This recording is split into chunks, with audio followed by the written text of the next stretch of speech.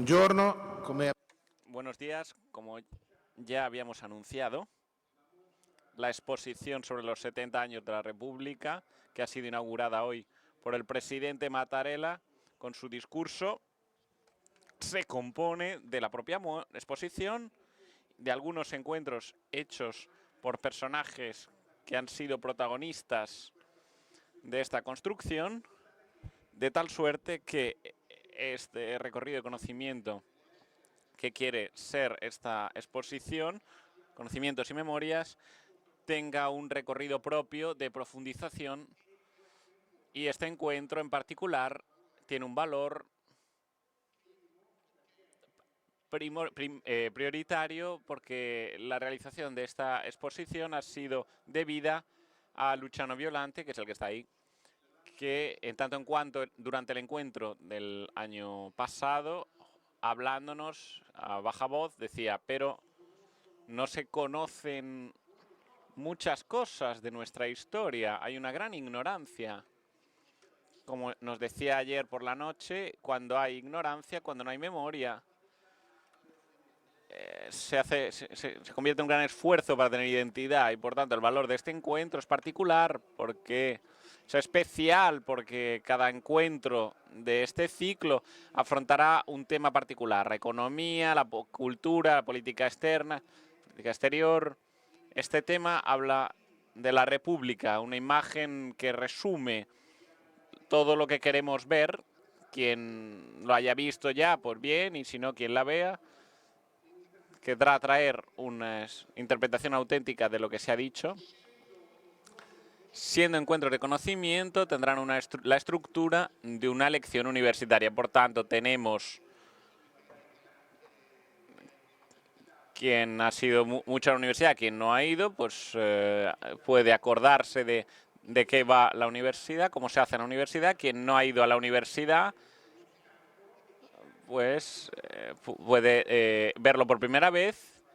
Y quien sigue efectivamente, quien ya sí está en la universidad, pues que lo interprete como un curso de verano. A nombre de todos, habrá también quien ponga, tres chicos que pongan preguntas, y así todo se desarrollará dentro de 1 hora y media. Doy la palabra y doy las gracias a Luciano Violante por la contribución decisiva a la preparación de este año, esta exposición, este meeting. Muchas gracias, Luciano Violante. Bien, dice Violante, yo agradezco al profesor Vittadini. Bueno, es un trabajo complejo, no lo hace una sola persona, sino que yo lo he hecho con Giorgio y con otros, no lo he hecho yo solo. Ante todo, me gustaría marcar un punto, subrayar un punto, y es este: la República, la elección de la República llega antes de la Constitución. Elegir a la República es anterior a la Constitución. Por tanto, la Constitución es hija de la elección que los italianos hicieron por la República. Como bien sabéis, se votó conjuntamente. Se votó para la República, para la Asamblea Constituyente en las mismas elecciones. Evidentemente, si hubiera salido monarquía, la Constitución habría sido diferente de la actual. Habiendo elegido República, pues la Constitución es la que es hoy en día. La cuestión de la República, o sea, la República no es solo una forma de gobierno que se contrapone con la monarquía. Es una forma de gobierno que tiene a sus espaldas una reflexión política importante, que nace de un dato de fondo, de la crítica al poder absoluto. Se habla de república en los tiempos de los filósofos griegos, para entendernos, y parte de este dato: crítica al poder absoluto. Eso es la República. Y en eso se distingue de la monarquía. Porque mientras la monarquía es compatible con el poder absoluto, la república es incompatible con el poder absoluto. Y esto ya es una gran diferencia. El concepto central de la tradición republicana es la distinción entre el siervo y el hombre libre, que encontramos en Cicerón. Tranquilizaos, no voy a hablaros de todos los autores, solo algunos. Distingue, por tanto, al siervo del hombre libre. ¿Y por qué? Porque el hombre libre es libre de dominios ajenos. Y justamente porque es libre, participa en la vida política. El siervo no puede participar en la vida política, pero el hombre libre participa en la vida política, justamente porque es libre. ¿Y cómo participa? Dicen los estudiosos de estos temas, de Cicerón en adelante, se requiere la virtud civil, virtud cívica. ¿Qué es la virtud civil o virtud cívica? Es una manera de ponerse en la vida destinado a la construcción de la polis. La virtuosa participación de los ciudadanos en la vida pública, en la vida política, asegura la ausencia de dominio. Pero hace que la ausencia de dominio no derive en un dominio de la anarquía. Y precisamente porque los ciudadanos participan, eso es lo que sucede. Esta participación, llamada participación virtuosa, virtuosa, para ser virtuosa, tiene que estar ligada al cumplimiento de deberes civiles. ¿Qué quiere decir deberes civiles? Dedicarse al progreso de la comunidad, solidaridad, el respeto de las leyes y de las instituciones y, sobre todo, y os pido que os prestéis atención a esta última cláusula, la regulación del conflicto político. El conflicto político es importante y útil, pero tiene que regularse. Esta es la lógica republicana. ¿Regulado qué quiere decir? Que no hay que acabar con las instituciones en el conflicto, que la crítica de las personas no debe llevar a la crítica irracional de las instituciones y que tiene que haber un punto cardinal del conflicto. El conflicto político no puede ser eterno, dice la cultura republicana. Un punto terminal, no cardinal, sino que tiene que concluir. Y justamente porque en estos principios, la idea republicana da un valor positivo a la política. La política es importante porque como idea republicana se funda en la participación de los ciudadanos en la vida política, por tanto, la participación en la política la participación y la política tienen una consideración positiva.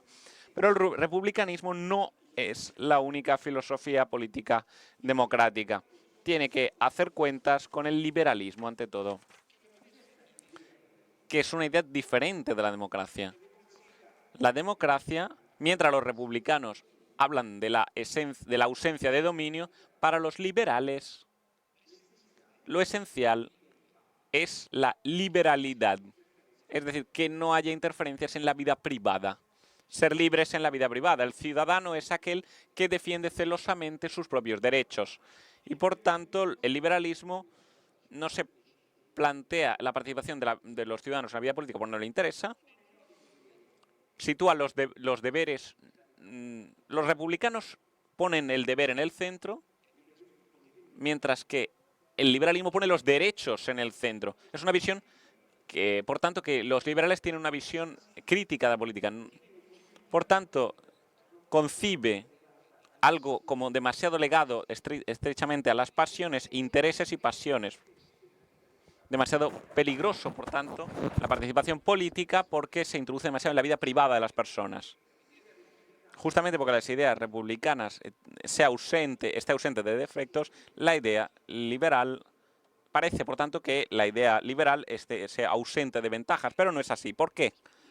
Lo explico inmediatamente. La idea republicana, los valores republicanos tienen el objetivo de llevar a cabo un ideal de virtud cívica, ¿no? Un ideal, es algo ideal. Pero ideales hay tantos, ¿no? Por tanto, el republicanismo puede caer en el jacobinismo, los jacobinos. Por tanto, imponer una única idea. Por tanto, quien no está de acuerdo, enemigo de la república. Y por eso pues, podéis pensar en todos los problemas que ha llevado en la Revolución Francesa el jacobinismo, ¿no? La virtud civil es lo que yo digo, o estás de acuerdo, o eres enemigo de la República, y si eres enemigo de la República, acabo contigo porque no puedes poner en riesgo la República. Por tanto, hay que evitar que el republicanismo decaiga en esta forma de autoritarismo como podría ser el jacobinismo. Entre paréntesis digo, hay que tener en cuenta que la monarquía es compatible, como he dicho antes, con el autoritarismo. El republicanismo no lo es. De hecho, el jacobinismo no es republicanismo, es una torsión es un retorcerse vicioso del republicanismo, ya no es republicanismo. Como el republicanismo puede tener torsiones, puede tener desviaciones, también tiene ventajas, elementos positivos el liberalismo, porque habla de las libertades, derechos de los ciudadanos. Por tanto, esta tensión entre valores republicanos y valores liberales no se encontró no estuvo en las espaldas, fue una de las razones de la elección de los italianos en aquel momento, en el 46, porque la elección era otra, era la complicidad de la monarquía con el fascismo de Victorio Emanuel III, la fuga nada honorable de los Saboyas con su corte de Roma hacia Brundisio y estos datos de fondo. Y por tanto la elección entre república o monarquía. El país en ese momento se dividió en una mitad. 54% de los italianos, casi, votó por la república, el 45 y algo más por ciento de los italianos votaron a favor de la monarquía. Mirad, todas las grandes elecciones nos dividen. Cuando se habla de la unidad la unidad se construye. No se nos da, no es algo dado. Mirad, cuando hubo un referéndum, cuando este referéndum de 1938 en Francia, Francia se dividió en la mitad. Francia se volvió a dividir cuando hubo un referéndum planteado por De Gaulle. La guerra de secesión en los Estados Unidos, dentro de sus razones o causas, había un punto constitucional. La abolición o no de la esclavitud en los Estados Unidos, cuestión constitucional, y eso dividió el país. Cuando se trata de cuestiones en términos generales, hay una gran división. La República dividió profundamente a los italianos, al país, pero también hubo una gran capacidad por parte de las clases dirigentes de aquel momento para unificar. Y os cito dos ejemplos. El primer ejemplo fue Togliatti, que estando contra la mayoría de su partido, Togliatti, a ver cómo lo diría, presentó un proyecto de amnistía que eliminaba todos los delitos que habían hecho tanto los fascistas como los partisanos, fundamentalmente comunistas. ¿Por qué? Porque el punto de fondo que era, había que cerrar la partida, que las laceraciones continuaran, que los enfrentamientos siguieran y, por tanto, yendo incluso contra la voluntad de su partido, que quería responsabilidades, Togliatti asumió la responsabilidad de llevar adelante la amnistía. Otro ejemplo de esta capacidad la llevó adelante De Gasperi en 1953. En 1953, poco antes de las elecciones, de las del 48, se aprobó, entre muchos enfrentamientos en el país y en el Parlamento, una ley que se llamó la Ley Truffa, que ojalá la hubiéramos tenido, entre paréntesis, pero bueno. ¿Por qué? Porque esta ley lo que decía era, daba un premio, premiaba a la coalición que en la Cámara tuviera la mayoría absoluta. Por 50.000 votos, la mayoría absoluta no surgió. Había 1 millón de votos en blanco y el Partido de la Democracia Cristiana pidió al De Gasperi, presidente del Consejo, que volviera a contar, porque en medio de esas montañas, dentro de esos votos en blanco podrían encontrarse los 50.000 votos válidos que le permitirían. Pero De Gasperi se negó porque dijo que no se podía dividir nuevamente el país. Dijo, se podía perder las elecciones, pero no dividir el país.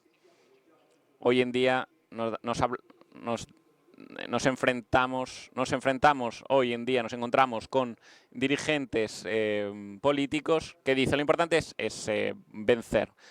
Y mirad, lo importante no es vencer. Lo importante es gobernar bien el país y este es el encargo de las clases dirigentes, los políticos. Y esto es algo que se ha perdido hoy, porque si lo importante es vencer, todos somos iguales. Y lo importante es vencer, es ganar, somos esclavos del sentimiento del momento, no se construye nada más en el futuro, porque vale lo que en ese momento es importante. Bueno, aquí nos encontramos que esta experiencia del pasado nos dan la idea de que las grandes cuestiones dividen. Luego las clases políticas pueden reunificar después de la división. He aquí la cosa. En cada caso, la elección por la República, la elección a favor de la República, que hicieron los italianos en el 46, puso delante el problema de los valores en los que luego se inspiró la Constitución. Y así oímos hablar de los valores, de los compromisos. Uno de los tres jóvenes que han intervenido haciendo las preguntas al presidente de la República ha hablado de las grandes culturas y ha surgido la liberal. Ha hablado de la cultura marxista, la cultura católica y la socialista. En realidad, socialista y comunista están muy cerca, pero luego está la cultura liberal, que tuvo su peso en el debate.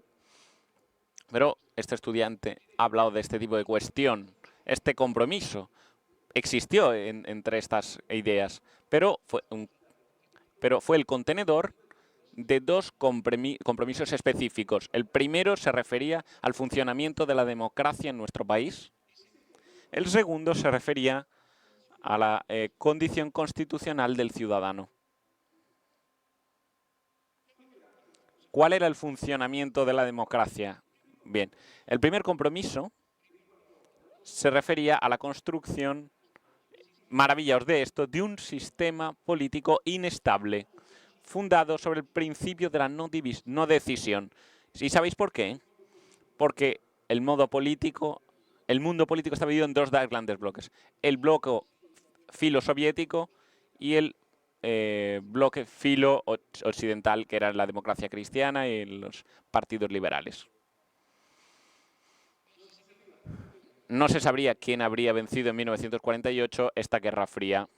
No se sabría, aún no se sabía. Y la alternativa, y por tanto os tengo que pedir que tengáis en cuenta esta alternativa, no era una alternativa de gobierno, era una alternativa de sistema. No era quién fuera a gobernar, sino qué sistema político iba a ser completamente diferente según quién fuera el vencedor. Si hubiera vencido el bloque soviético, los derechos de libertad religiosa, libre manifestación de pensamiento, habría tenido cierta regulamentación o habrían sido reducidos según las clases. Si hubiera vencido el bloque occidental, estos derechos habrían tenido otro destino, como podemos comprender. Entendéis, por tanto, que el juego no era, como hoy, quien gobierna por motivos específicos dentro de un marco que seguía siendo el mismo. No. Las problemáticas eran dos modelos, completamente dos sistemas. Entonces, ninguno de los partidos se fiaba del otro, ninguna de las posiciones se fiaba de la otra. Todos pensaban que si hubieran vencido, usaría las reglas contra el adversario. Entonces, ¿qué se decidió? Se dijo, bueno, entonces no pongamos en la Constitución las reglas de la estabilidad, las cláusulas de la estabilidad, dejémoslas fuera. El Parlamento represente simplemente. Y las reglas de la estabilidad y de la gobernabilidad que la tengan en sus manos los partidos para decidirla a posteriori. Hay una frase de Amendola, yo os rogaría que alguno pudiera me mandara la primera proyección. ¿La leéis? Se ha hablado, dice Giorgio Amendola, en la Asamblea Constituyente, de la intención de dar a nuestra democracia condiciones de estabilidad con normas legislativas, es decir, fuera de la Constitución. Es evidente que una democracia tiene que tener su propia estabilidad si quiere gobernar y realizar su programa.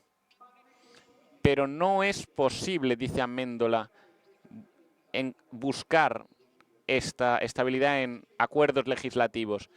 Y hay un hecho nuevo y positivo de la formación de grandes partidos democráticos que son condición de una disciplina democrática. Hoy la disciplina, la estabilidad, ha sido dada por la conciencia política confiada a la acción de los diferentes partidos políticos. A mí me parece clarísimo esta cosa, ¿no? Ninguna regla legislativa, la disciplina, el orden, la gobernabilidad se ha confiado a los partidos. Por otro lado, esos partidos mismos estaban muy legitimados. Tenéis que pensar que los inscritos a la democracia cristiana, los comunistas, socialistas o liberalistas o liberales, eran 2 millones. Hoy no hay más de 1 millón de inscritos en ningún partido. No hay más de 1 millón de afiliados en ningún partido, ¿eh? Estos partidos habían guiado toda la lucha de resistencia contra el fascismo, todos se habían ocupado en la República, habían luchado por la República, habían convencido a la mayoría de los italianos a votar por la República. Durante la fuga de la familia real Saboya se había ocupado de la administración de la ciudad. Por tanto, estaban fuertemente legitimados.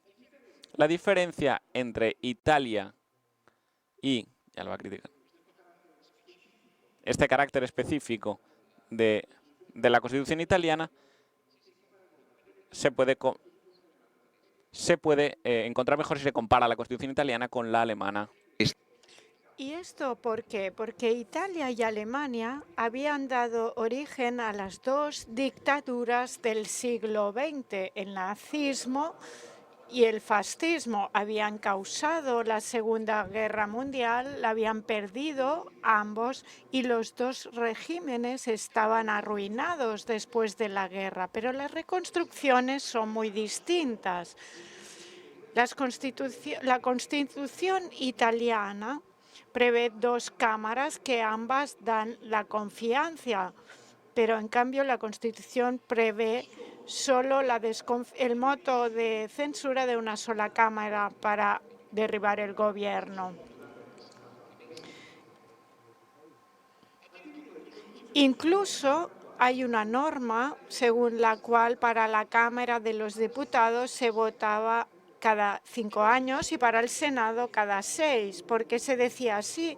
Vemos cada vez cuál es el humor del país. Los problemas que puede plantear para la estabilidad de un país este año de diferencia está claro. El problema era cómo se aplicaba, porque el jefe del Estado en el 53 y en el 58 disolvió el Senado y la Cámara de Diputados. Este fue un error que había en la Constitución, porque la decisión estaba en manos de los partidos. En cambio, en el sistema alemán, la confianza la da solamente el Bundestag, la Cámara Baja, no también el Senado. Para votar una moción de censura contra un gobierno, en Alemania hay que indicar también cuál que será el futuro canciller. ¿Y esto por qué? Porque las oposiciones se pueden unir en el no, votar una moción de censura, pero es difícil, más difícil que se unan respecto a algo positivo, por ejemplo, el nombre de un futuro jefe de gobierno.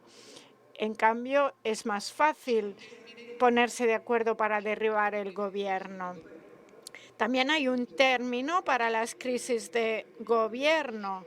Se disuelve el Bundestag alemán. Por lo tanto, aquí se ve una diferencia clara entre un sistema que en su constitución recogió las normas de la estabilidad y otro que las puso en manos de los partidos. En este contexto se desarrolla el segundo compromiso, el compromiso entre republicanismo y liberalismo. El primero decía, bien, dejemos fuera de la Constitución las reglas de la estabilidad y las confiamos a los partidos. El segundo compromiso es, tengamos un equilibrio entre valores republicanos y liberales. Por ejemplo, en el artículo 2 de la Constitución se habla de derechos inviolables, un principio liberal y también del catolicismo democrático, y de deberes inderogables. La República garantiza los derechos inviolables, pero también exige los deberes inderogables. El artículo 4, en cambio, es un artículo que pocos recuerdan, pero es muy importante. Dice, cada ciudadano tiene el deber de llevar a cabo, según sus posibilidades y su elección, una actividad o una función que concurra al progreso material y espiritual de la sociedad. Por lo tanto, no te puedes echar a un lado de la vida pública. Cada ciudadano tiene el deber de hacer algo para la comunidad. en la medida de sus posibilidades. Eres una parte activa. Es un principio republicano, claramente. Otro artículo dice, principio liberal, la iniciativa económica es libre, pero no puede llevarse a cabo en contraste con la utilidad social, un principio republicano. Quien quiera leer la Constitución encontrará estos equilibrios en la Constitución italiana. No se imponen los principios republicanos ni tampoco los liberales. Se hizo en equilibrio. Estos fueron los dos grandes compromisos que estaban en la base de la República. Dejar fuera de la Constitución las reglas de estabilidad y en manos de los políticos, y otro aspecto, el equilibrio entre valores republicanos y liberales. Una segunda parte de mi intervención se referirá a las fases en la vida de la República, que estas distinciones claramente las he hecho para dar a entender cómo es el estado de las cosas. Por lo tanto, yo he definido 3 fases. La primera desde el 48 al 78, hasta el año en que fue asesinado Aldo Moro. La segunda fase del 78 al 89, caída del muro de Berlín. Y la tercera fase del 1990 hasta hoy. La primera fase es una fase que se caracteriza por una predominancia de los valores republicanos. Todas las grandes reformas sociales, sanidad pública, el plano para las guarderías, para los niños, tutela de los trabajadores, estatutos, proceso, toda una serie de grandes leyes sociales inspiradas sustancialmente en principios de carácter republicano. Estos también son los años en los que empieza el terrorismo de derechas y de izquierdas. Ahora es muy difícil hacer un análisis profundo, necesitaríamos más tiempo, pero el terrorismo tanto de derechas como de izquierdas quieren ir en contra de estos procesos de crecimiento de la democracia en nuestros países. En los documentos pocos que tenemos de la derecha, caracterizada por matanzas, se dice hay que atacar al pueblo porque el pueblo es culpable de lo que está sucediendo, ha elegido mal, ha votado mal y tiene que entender que las decisiones que debe tomar son distintas. Por lo tanto, hay matanzas indiscriminadas en un banco, en una plaza, en un tren. Por ejemplo, la matanza en la Plaza Fontana, en Piazza della Loggia, la matanza en Bolonia, contra los ciudadanos. En cambio, el terrorismo de izquierdas tiene objetivos específicos. Todas las personas que representan la credibilidad de las instituciones. Por lo tanto, por ejemplo, periodistas conocidos, jueces y policías buenos, capaces, hombres políticos de prestigio, hay una respuesta de la aversión italiana hacia estos procesos civiles que se están llevando a cabo en el país. ¿Y por qué digo que el asesinato de Moro cierra una fase? Porque es el culmen de un proceso. A finales de los años 60 nacen nuevos valores, el ambientalismo, los partidos industrialistas, el feminismo, y los partidos son más machistas. Por lo tanto, no se entiende lo que está sucediendo en la sociedad. La democracia cristiana no controla las instituciones, el Partido Comunista no controla la sociedad. ¿Y aquí qué sucede? Un compromiso histórico. Yo aquí lo digo con la sabiduría del después. El compromiso histórico fue este compromiso entre los dos partidos respecto a puntos esenciales para la vida del país. Pero este proceso cuyos artífices fueron Berlinguer y Moro. Por lo tanto, el asesinato de Moro hace imposible este proceso. La mayoría democristiana era contraria al compromiso histórico, a este entendimiento entre democracia cristiana y PCI.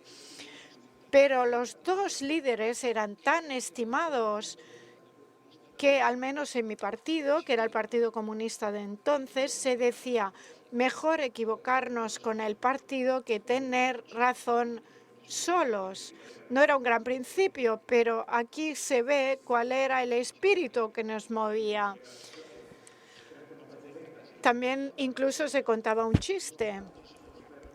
Hay 3 ranas en un estaño y una le pregunta a la otra, ¿por qué estás aquí? No sé, era una princesa hermosísima, llegó una bruja y me transformó en rana.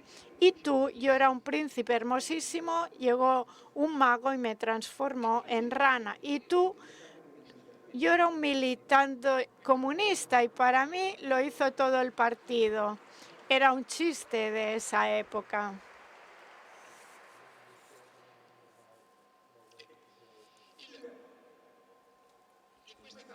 En esta fase, ¿qué sucede? La fase acaba con el asesinato de Moro, pero en los años anteriores, a pesar de que no había reglas para la estabilidad, el país siguió adelante. ¿Y por qué salió adelante? Aquí pido que pongan la diapositiva número 8, por favor. No es esta.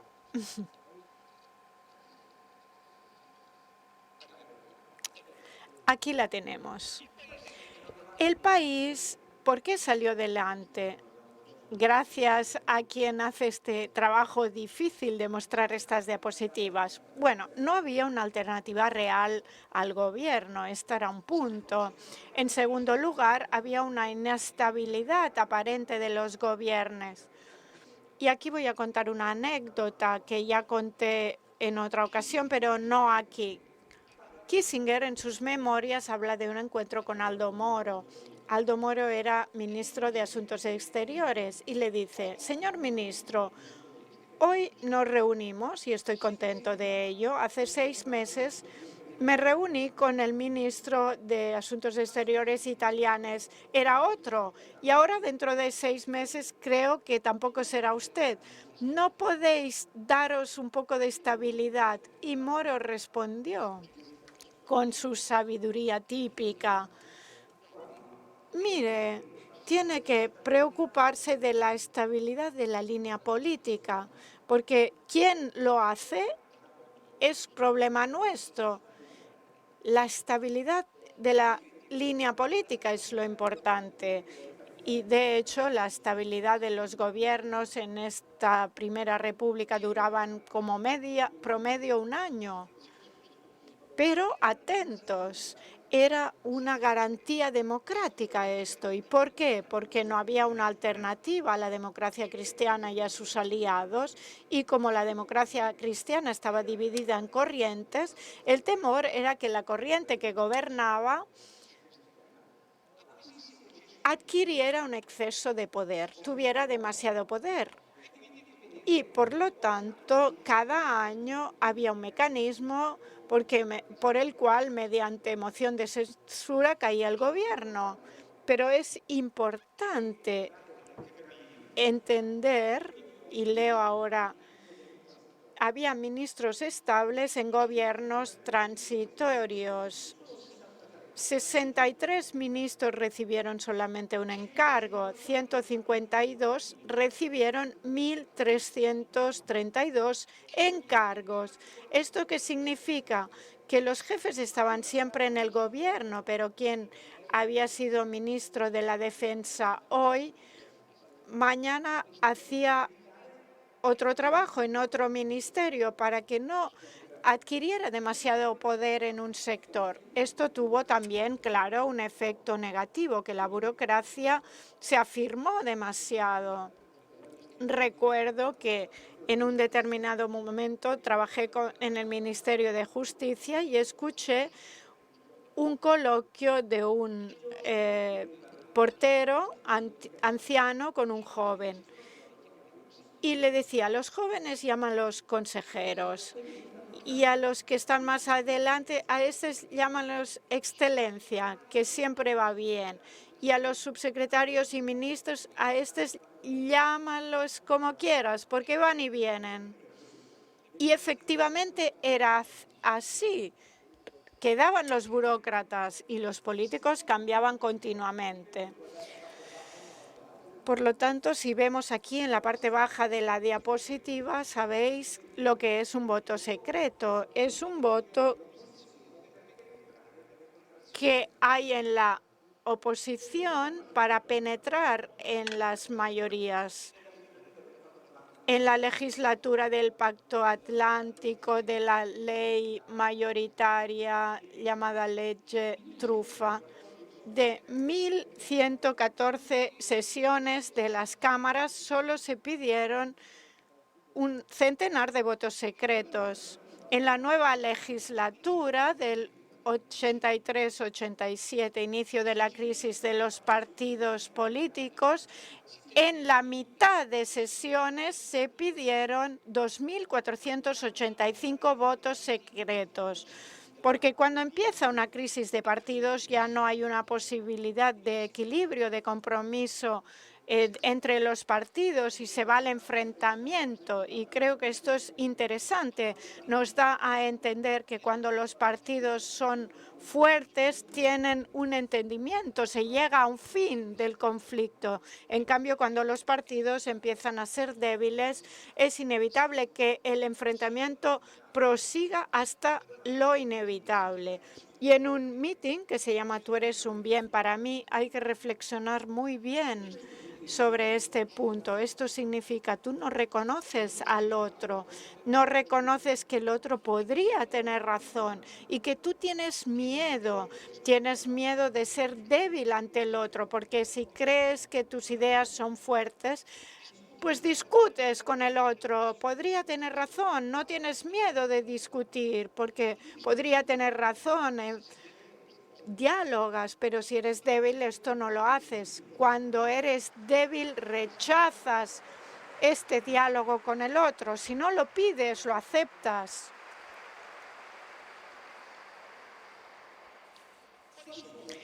¿Cuáles son los principios? Esta fase claramente no fue todo rosas y flores. Hubo delitos de terrorismo enormes. El mayor y el más duro para la vida política italiana fue el asesinato de Aldo Moro. Pero yo aquí he identificado 3 puntos clave de esta fase. El primero, la regulación del conflicto, terminar los conflictos. El segundo, definir la autoridad de las instituciones. Este fue un hecho importantísimo. Y a propósito de la regulación del conflicto, cuando entré en el Parlamento en el año 79, tenía a mi lado un colega un poco exuberante y cada vez que hablaba un exponente de la mayoría se levantaba y empezaba a gritar. Después de la tercera vez que hizo esto, llegó el secretario del aula, que era una persona con gran autoridad, se acercó y le dijo que tú mañana tienes que hablar con este, por lo tanto, está atento a lo que dices. Esto fue una lección política, tienes que hablar con él. Por lo tanto, déjalo, no tienes que exagerar con el conflicto. Existía esta idea, el conflicto tiene que terminar. Respecto a la autoridad de las instituciones, nadie va a hablar mal de la Cámara de los Diputados, hablará mal de un parlamentario, de un gobierno, de un ministro, pero nadie atacaba a la institución. Este es un dato muy importante. Recuerdo cómo recriminaba a su partido, la IOTE, cuando cedía al obstruccionismo, pero estáis bloqueando el Parlamento y el Parlamento también sois vosotros, y lo decía con palabras fuertes, duramente. El tercer punto, que es difícil de explicar, que en ese momento madura y que creo que falta en la vida política actual. Es la conciencia que cada partido tenía de su propio papel en la historia del país. Un partido político tiene que preguntarse, ¿yo qué papel tengo en este país? ¿Qué deseo para el futuro? No para el presente, no para el hoy. ¿Cómo quiero construir el país? ¿Qué tipo de historia quiero realizar? Y esto hacía que en el debate había momentos en los que se discutía acaloradamente. Podéis leer un discurso que está en la web de Aldo Moro cuando se hablaba del escándalo Lotti, en el que implicaba a algunos ministros democristianos. La DC se defendía. Ese es un momento realmente alto, donde no existe un solo insulto de Aldo Moro, porque había un razonamiento. ¿Y sabéis cuál es la frase más dura que dice? Es la siguiente: si tuvierais sabiduría, algo de la que a veces hay motivo para dudar, y luego sigue. No es realmente un insulto terrible, pero era un modo de reclamar la atención a un mayor equilibrio. Estos son los 3 puntos que veo en esta fase. Esta conciencia, ¿qué papel tengo en la vida política de hoy? Un partido que no se plantea esta pregunta es solamente una facción. Segunda fase de la historia del país, del año 78 al año 89. En esta fase se realiza un progresivo alejamiento de los partidos de la sociedad. Es el efecto del compromiso histórico y del documento que llevaba el nombre de Preámbulo Forlani, porque era entonces el ministro Forlani, que sé que se ha encontrado mal en estos días y le deseamos que se reponga prontamente. Forlani presentó un documento en el Congreso del Partido de la Democracia Cristiana a principios de los años 80, en el que se estipulaba un entendimiento con el Partido Comunista y con el Partido Socialista para excluir al Partido Comunista. Si tú prohíbes la posibilidad de hablar con un partido político, está claro que todos son prisioneros de los demás, porque cierras la posibilidad de un diálogo, de un discurso, de una discusión con los demás. Esto sucedió y así se debilitó el espíritu republicano. Empezó el liberismo, empezó a crecer. Son los años de la fuerte presencia del Partido Socialista en la vida nacional. Y en Estados Unidos estaba el presidente Reagan del 81 al 89 y Margaret Thatcher en Reino Unido. Grandes personalidades que tienen políticas contra la solidaridad. No existe el pueblo, decía Thatcher, existen las personas. Estos 2 elementos y estas 2 personalidades condicionan esta década del 78 al 89. Y quiero llamar la atención sobre un punto, diapositiva número 9. Este es el gráfico de la deuda, del gasto público, y el pico es en los años 80. ¿Por qué? ¿Por qué? ¿Sabéis por qué?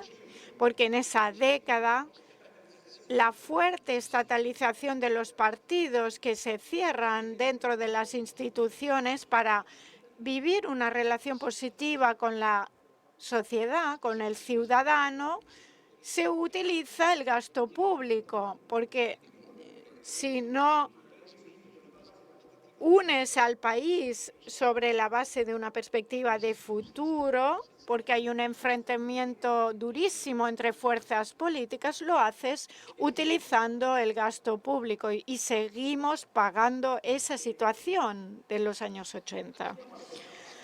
Pasemos a la tercera fase, la fase de 1990 hasta hoy.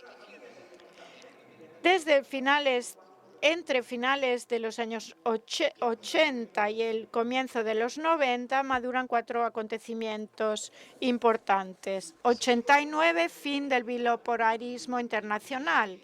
91, Tratado de Maastricht, que impide el gasto público. Tercer acontecimiento, Tangentopoli en Italia. Y en el 93, el referéndum para el paso del sistema electoral proporcional al sistema electoral mayoritario. Los que no son tan jóvenes y votaron en el 93 lo recordarán. ¿Por qué digo que son importantes?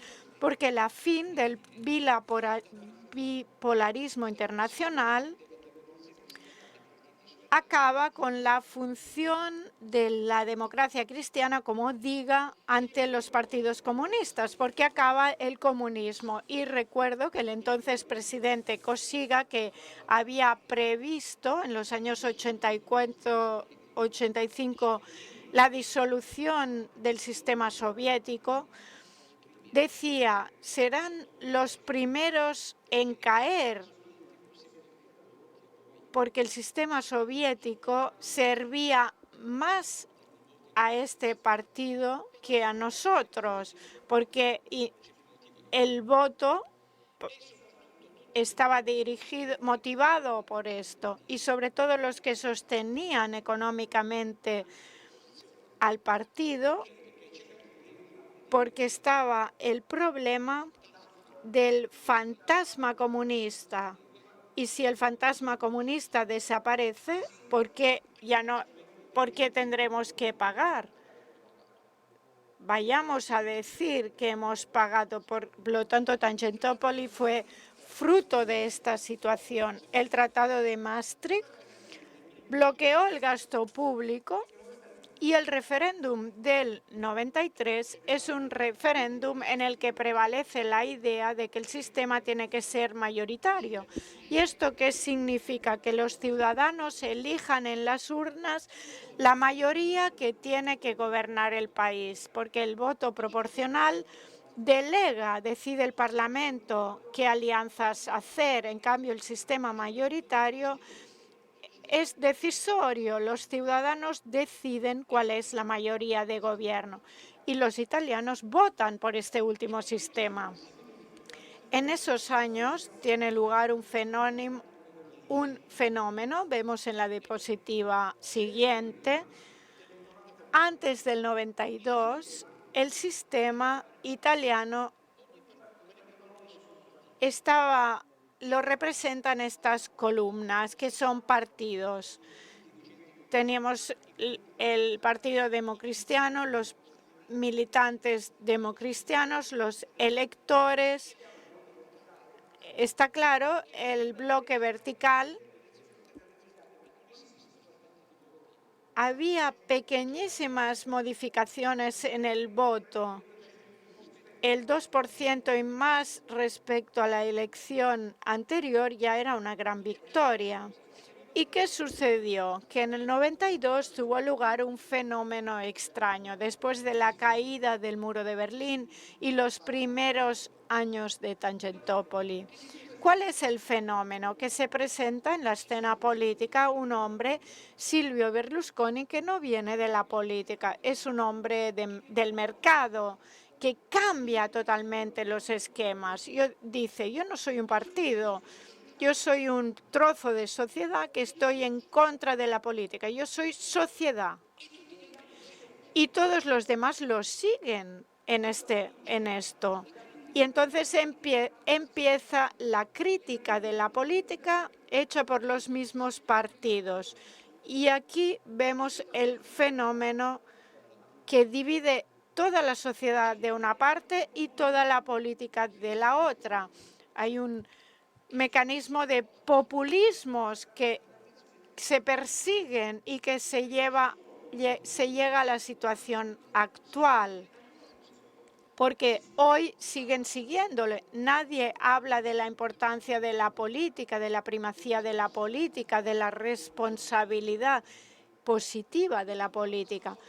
Todos hablan como si fueran parte de la sociedad y tiene lugar esta ruptura entre sociedad y política.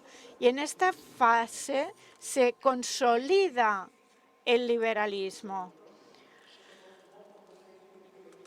Los deberes están cubiertos por un velo de ignorancia y hay una explosión de los derechos, pero no de derechos sociales, sino de derechos individuales, hasta el punto de que el deseo se transforma en derecho. Basta con desear algo y ya luchas para que exista, encuentras un juez que te dice, sí, sí, esto se puede reconocer, y alguien lo reconoce. Yo me quedé realmente impactado por un tema del extraño personaje que había empezado un tratamiento que decía que curaba el cáncer. Y en realidad no era así, era dañino. Y él había hecho un acuerdo en Brescia para poder hacer este tratamiento en hospitales públicos. El gobierno entendió que había que bloquear esto y el ministro de la Salud dijo, pueden continuar los que han empezado el tratamiento, pero no puede suministrarse a personas que tienen que empezar este tratamiento. Era algo extraño, pero era una ley, pero muchos enfermos, aunque no hubieran empezado este tratamiento, pedían poder gozar de este servicio y pagaba el servicio de sanidad nacional. Muchos dijeron, como hay derecho a la salud, pues lo hacemos, aunque este era un derecho psicológico, porque en realidad no se sabía bien si era un tratamiento bueno, pero por este sentimiento se concedía. Este es un ejemplo, pero pienso, por ejemplo, en la cuestión de las adopciones. El derecho al niño de parte de los niños, no el derecho del niño de tener padres. El derecho es de los niños a tener padres, no de los padres a tener un niño. Por eso, el juez puede decidir cuál es la familia adecuada a una familia que existe, puede tener derecho a un hijo. No tienes que buscar un hijo para una pareja, pero la transformación del deseo en derecho es un derecho, es humano desear un hijo, pero lo que yo creo que no es correcto y no es justo es considerar que tienes derecho. Eso es otra cosa. Y ahora llegamos a la fase final. En realidad, está claro que la situación de nuestro país no es nada fácil, pero no es una situación solamente de nuestro país. Vemos ahora la diapositiva número 12. En esta diapositiva hay un gráfico de un estudio hecho por Economist y que se refiere a las inscripciones a los partidos políticos. En 2010, el dato final en Austria, Noruega, Finlandia, Italia, Gran Bretaña y España, en Francia, hay un descenso. En todos estos países europeos hay un descenso de inscripción a los partidos. La diapositiva sucesiva vemos la participación en el voto, que también cae en todas partes.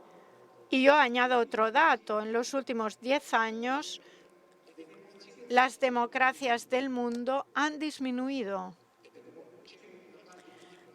Estamos en una fase de dificultad para las democracias.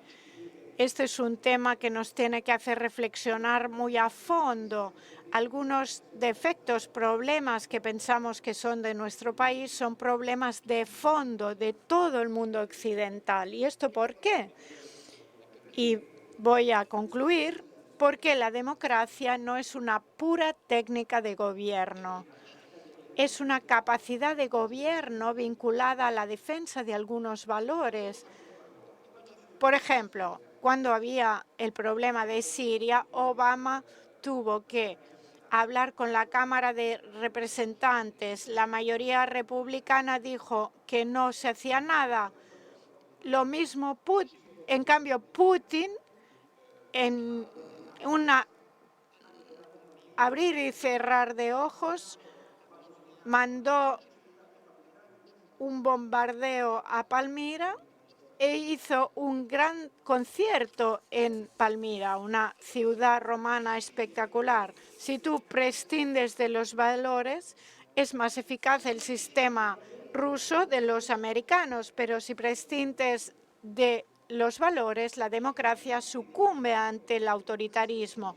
El problema es entender que la democracia no es solo una técnica de gobierno, sino vinculada a algunos valores que garantizan la posibilidad que todos puedan tener un destino, un futuro. En cambio, el autoritarismo lo elimina esto para algunos sujetos. Claro, si estás de la parte del vencedor, te conviene el autoritarismo, pero si quien hoy es fuerte pierde mañana, ¿qué pasa? Y luego el autoritarismo se basa en la mentira. Los sistemas democráticos, en cambio, sobre una búsqueda de la verdad ardua, pero por eso están más expuestos del autoritarismo. Tienen que explicar las cosas incluso cuando no van bien, y si las cosas no funcionan, los ciudadanos lo toman como un signo de debilidad de la democracia. Y yo creo que hay que reflexionar sobre el hecho de que la democracia tiene instrumentos para desvelar lo que no funciona. Por lo tanto, esto es un problema que tienen todas las democracias, y aquí hay dos puntos sobre los que quiero llamar la atención. El primer punto se refiere a una exposición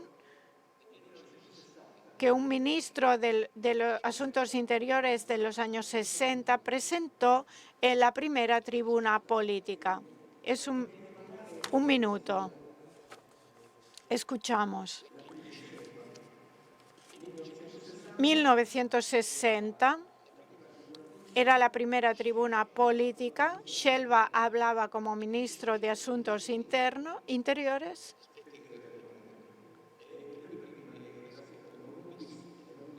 Uno bis.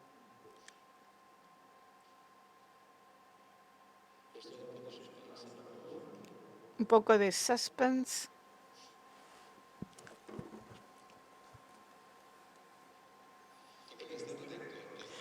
Como se dijo, me toca a mí la tarea de abrir este debate electoral en cuanto ministro de Interior.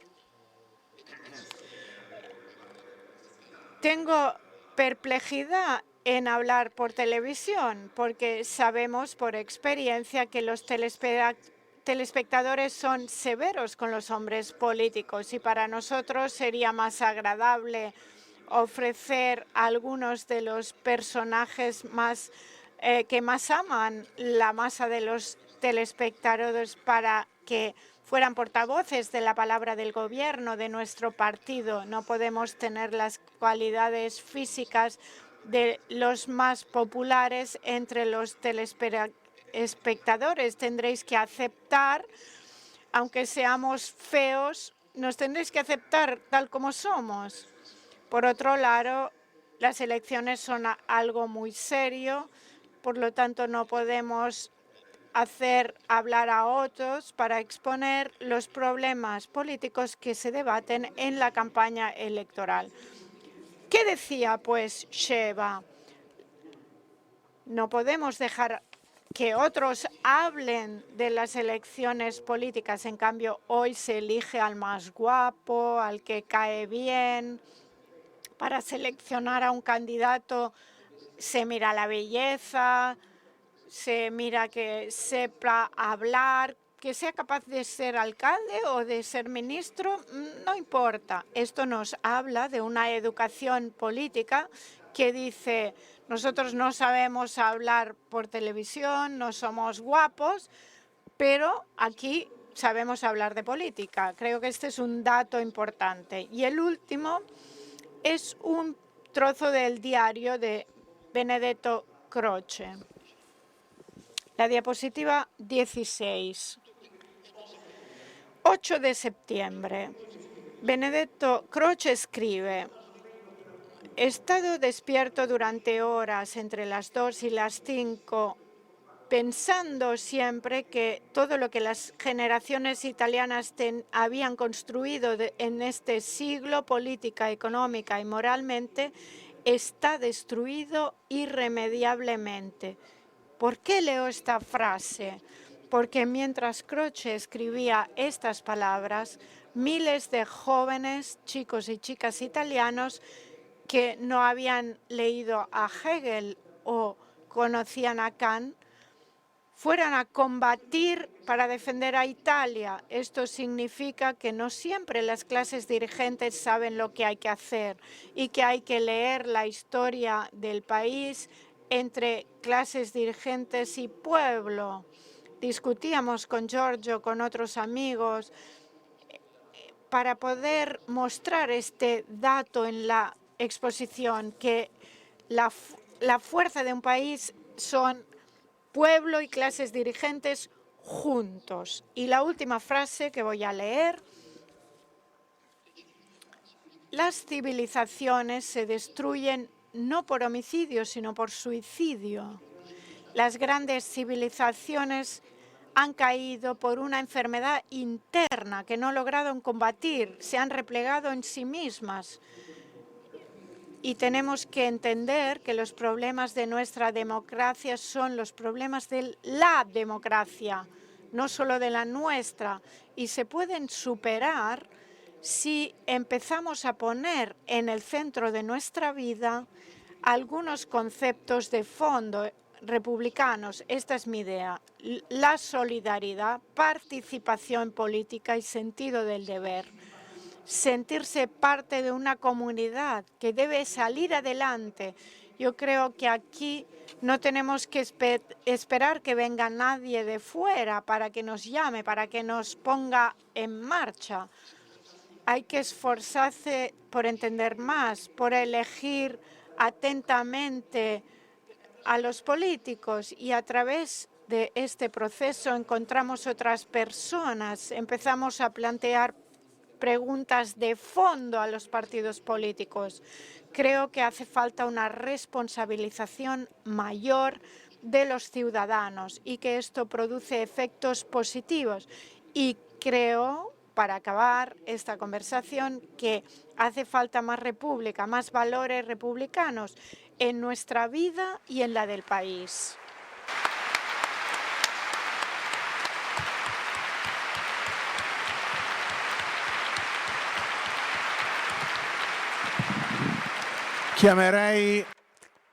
Yo llamaría a los muchachos que tienen que hacer las preguntas para pasar a esta fase del encuentro. Vamos a hacerlas todos juntas, las preguntas, una tras otra, para que luego Luciano pueda responder las preguntas todas juntas. Primero decirse el nombre y lo que hacéis. Buenas tardes, le agradezco. Me llamo Elisabetta y estudio en la Universidad Católica. No dice el qué. Me gustaría plantearle una pregunta ligada y por tanto voy a referirme a la primera vídeo de la exposición. Dice: después de la guerra el pueblo no tenía nada que comer después de la guerra, pero tenía una esperanza con la que reconstruyó el país. Solo que este pueblo había visto solo destrucción, sangre de sus propios hermanos, ya no tenía una casa ni nada que comer. Por lo tanto yo me preguntaba, A ver, que Violante estaba oyendo solo el eco. Dice, y entonces le repite, evidentemente, que dice, solo ha visto sangre y no tenía nada entre las manos. ¿De dónde nace esta esperanza que luego llevó a la reconstrucción del país, tanto para el pueblo como para los políticos que han caracterizado esta primera parte de la República? Adelante, el segundo. Buenas tardes a todos, yo soy Marco, estudio Ciencias Políticas en Estatale. Gracias por su intervención. Quería preguntarles. Yo también voy a usar la muestra como referencia para preguntarle una cosa. En la exposición dice muy a menudo que hace falta recuperar el origen de esta posibilidad de encuentro con el otro, más allá de la diferencia. Pero yo me pregunto, ¿cómo hoy, después de 70 años de historia de la República, que no es como entonces, el pueblo italiano entonces no tenía nada que pedir, solo lo podía construir y ganar? Ahora parece mucho más difícil y hay que considerar que han pasado 70 años en las que estructuras societarias y de poder se han ido formando. Ahora es más difícil dejar de lado este inicio en el que todo había que ganarlo. Considerando esta situación y estos 70 años, ¿cómo podemos recuperar el origen, lo que había en un principio? Gracias. Y va el tercero. Buenas tardes, yo me llamo Luca, estudio Derecho en la Estatal de Milán. Y usted ha empezado su intervención hablando de la virtud cívica. Yo le preguntaría, ¿dónde nace esta virtud cívica? ¿Cuál es el origen de esta virtud cívica? ¿Cómo estimularla en los otros, en los demás, en un momento de fuerte poco interés, como usted nos ha expresado? Y en el fondo, ¿por qué conviene, por ejemplo, a un estudiante como yo, volver a implicarse en la vida política italiana y, bueno, en el mundo entero, en el particular en este momento de grandes cambios, o posibles cambios? Buenas tardes, yo me llamo Emanuele, yo también estudio Scienze Politiche, confiamos en que también en la Statale. Dice, hoy en día Italia se rige prácticamente por un sistema de partido único, si bien con notable frecuencia, un sistema entre comillas en partido único, si bien con notable frecuencia es una alternancia de gobiernos. Pero siempre mismos personajes, no cambiamos en ministerios y presidencia del Consejo. Pero no obstante sigue siendo reconocido a día de hoy a Italia como una democracia, o sea, se le reconoce como democracia a Italia.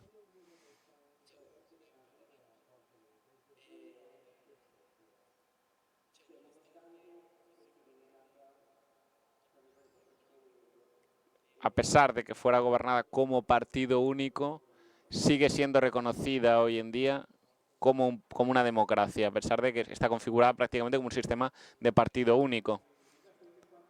Os agradezco a vosotros 4 muchachos que me habéis hecho estas preguntas. A ver, la primera pregunta que se me hace es esperanza. ¿De dónde surge esta esperanza de reconstrucción? Ante todo, lo primero es que había que construir, se había que reconstruir, era un hecho material. Se veía que se estaba reconstruyendo, se podía. No había solo, no se encontraban simplemente frente al sistema hay que reconstruir, sino que poco a poco se conseguía. Y cuando poco a poco se va viendo que se puede hacer, los ciudadanos se van implicando. Y cada uno tenía un recuerdo de lo que era su casa, de lo que había sido su casa y había pasado una vorágine.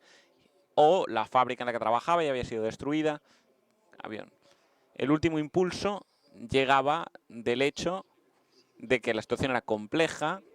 En esta época había fuerzas políticas que daban esperanza, animaban a que se podía reconstruir, se estaba reconstruyendo. Yo os diré, yo no soy católico, pero esto lo he aprendido de los católicos.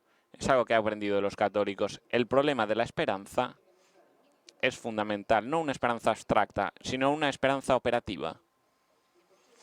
Algo que, una acción, un ejemplo, la palabra que moviliza, que mueve las fuerzas y la inteligencia. En aquel momento las fuerzas estaban unidas, más allá de las divisiones profundas que existían, porque existían, pero en el fondo, en el destino del país estaban unidos. En esas fases había una gran fuerza en esta situación, una gran capacidad, como diría, de dar un futuro. Se veía que no solo se quería un futuro, sino que se podía construir. Y esto fue un gran momento de estas fuerzas políticas.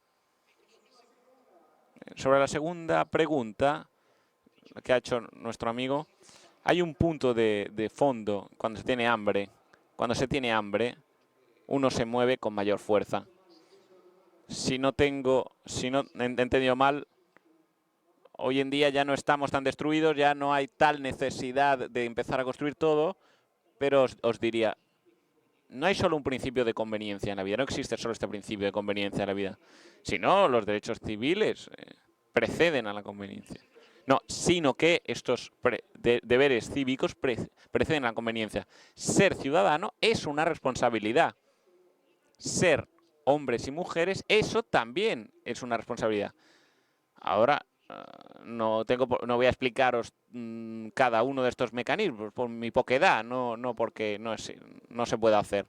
No que uno esté a ocupar solo de su propia conveniencia, sino que uno forma parte de una comunidad, de un conjunto de personas. Si uno está mejor, también los otros están mejor, y viceversa. Uno de los frutos venenosos del liberalismo ha sido justamente esto, la destrucción del hecho social, porque cada uno intenta ocuparse de cultivar su egoísmo individual, ¿no?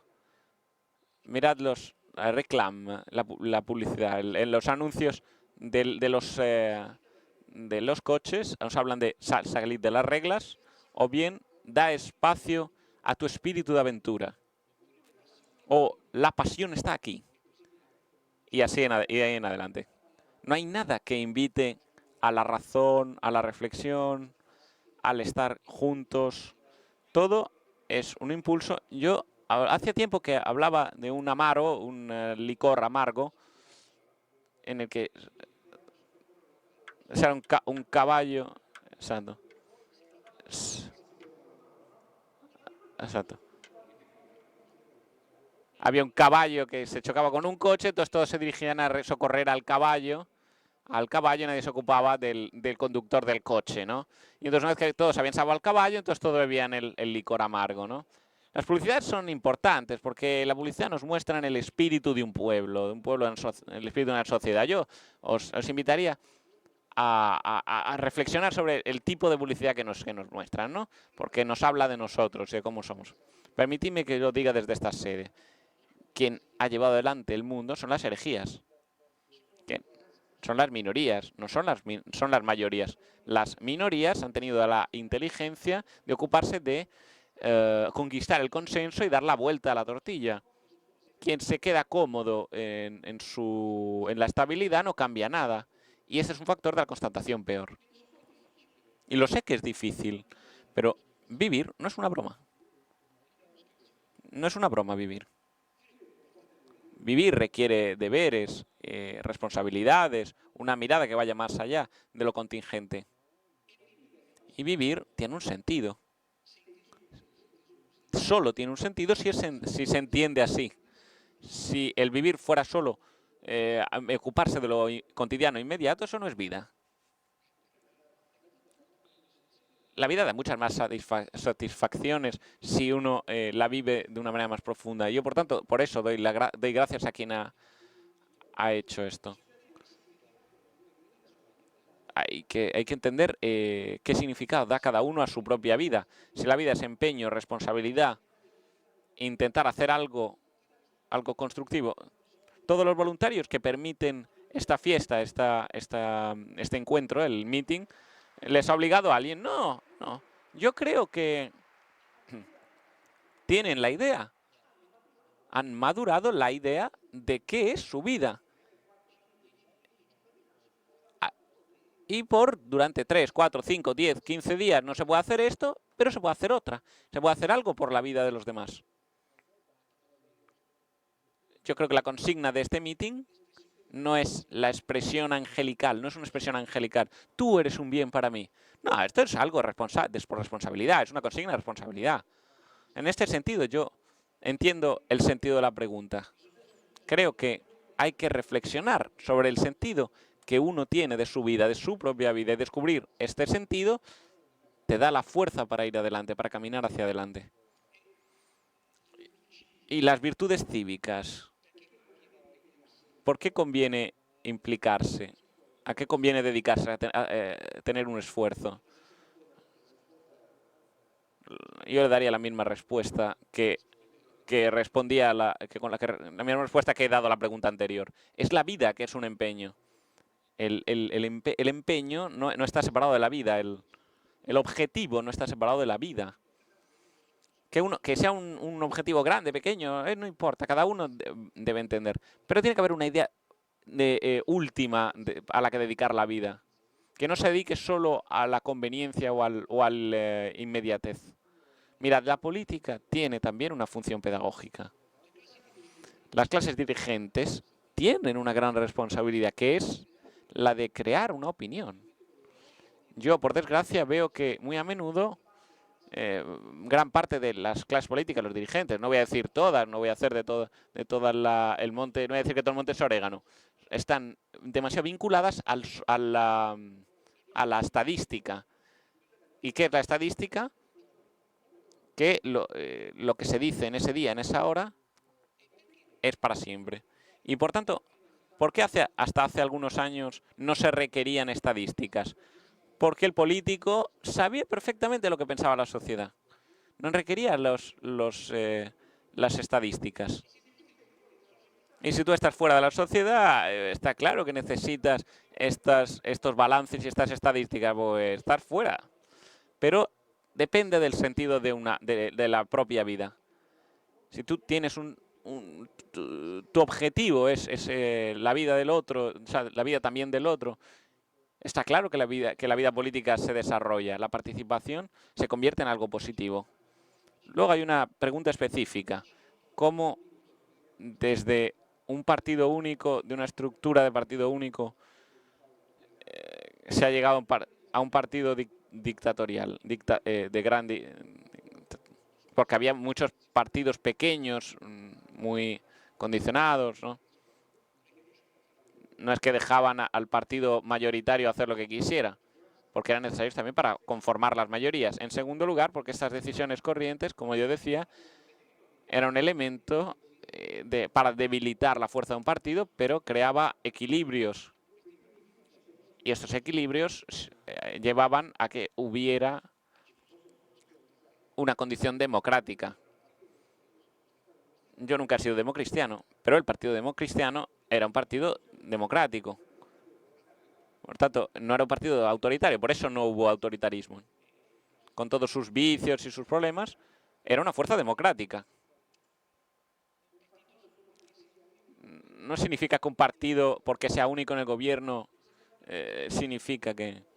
En este momento, los conservadores ingleses de Cameron son los únicos en el gobierno, y por eso no significa... Claro, igual que Angela Merkel, eso no significa que sean un partido, eso que significa un sistema dictatorial, porque el gobierno no tenga un único partido. Depende de cómo esté hecho el partido. También un partido en minoría es peligroso. ¿Por qué? Porque la minoría autoritaria banaliza y simplifica. Banaliza y simplifica. Y si uno banaliza y simplifica, los mecanismos, al final introduces en la sociedad mecanismos de banalización y simplificación. A ver, os voy a contar una cosa, me interrumpís y ya os la conto. Una lección de Aldo Moro. Yo he sido alumno de Aldo Moro de algún tiempo. Cuando se iba a la universidad, se llevaba, yo soy de Mari, se llevaba el manual de Derecho Penal. Después un libro de Aldo Moro, que está escrito mitad en italiano, mitad en tedesco. La parte más clara era la alemana, la italiana se entendía menos. Entonces Luciano, esta ya no la sabemos, la contó el año pasado. Y entonces un amigo mío me dijo, ¿por qué no haces una síntesis de la parte más difícil? Tú que entiendes el alemán, haces una síntesis. Y entonces yo pasé mi verano sintetizando la parte alemana, porque yo entendía alemán. Y yo me debo decir que estaba bastante contento con esta cuestión, una síntesis hecha bien, cuestiones más importantes, las preguntas más importantes, las respuestas a las preguntas del manual de Derecho Penal de Moro. Me convertí en en el anexo a la cátedra de Derecho Penal y después de un año el Ujier me dijo, oiga, doctor, mira, le está buscando el presidente Moro, ¿eh? Yo me fui a la entrevista con el presidente, Aldo Moro, y dice, perdóneme, pero no sé si lo sabe, que yo no tomo derechos de copyright sobre mis libros, pero mis editores me dicen que desde hace 2 años Unidad y Pluralidad de los Delitos, que es mi libro, ya nadie lo compra, y entonces yo dije, ya sé cómo va a acabar. Dije, mire, profesor, yo con algunos compañeros hice una guía para el estudio de su libro, y entonces para estudiar pues hicimos una guía y dice, no se trata de esto. Para simplificar, le dije yo, para simplificar el libro. Digo, no es esto. ¿Me permite que le enseñe una cosa? Y me dijo, yo le voy a hacer le voy a dar un consejo. Tiene usted que entender la diferencia entre simplificar y banalizar. Quien simplifica elimina lo superfluo. Quien banaliza elimina inconscientemente lo esencial. Doctor, ahora si puede ya se puede ir. Yo en ese momento entendí que el libro, al libro de Aldo Moro no lo había simplificado, lo había banalizado. Y eso no le había sentado bien.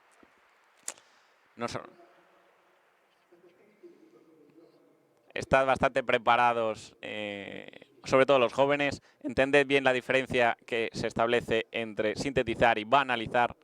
En lo que se refiere al encuentro de hoy, me parece que el dato que todos tenemos que tener presente, como decía antes, es que la vida es un objetivo, una responsabilidad. Y hay que vivirlo como un objetivo y como responsabilidad, también en el plano político y civil. Muchas gracias.